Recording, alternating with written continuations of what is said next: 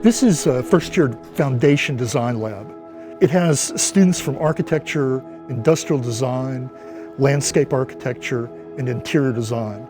So just the interaction of students sort of working on or really beginning in the same place, understanding the same fundamentals, creates the ability, or at least the context, for communication between these different fields.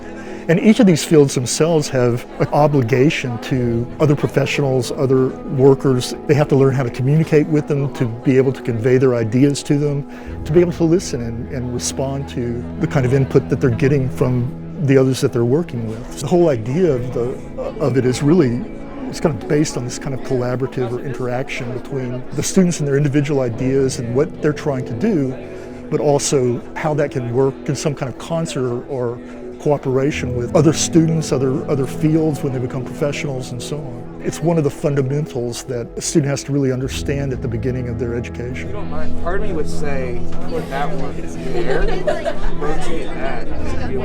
I think it helps talking with other people just to get inspiration. I was always an art student and I wanted to go into a creative field, but I wanted to do more than fine arts or something like that. So architecture, this class specifically, just feels like an extended art class, and it's just been really fun.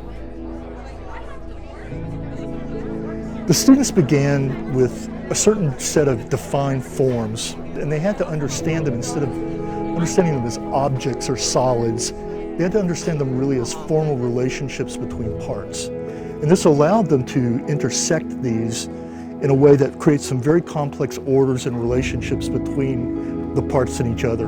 So they began this, and then through a series of iterations to really refine that, to develop it. I think this is the fourth model of the scale that they've constructed. In between, we took an interval where we took one part of the cube project, and instead of being 8 inches by 8 inches, we imagined if it were constructed at 8 feet by 8 feet.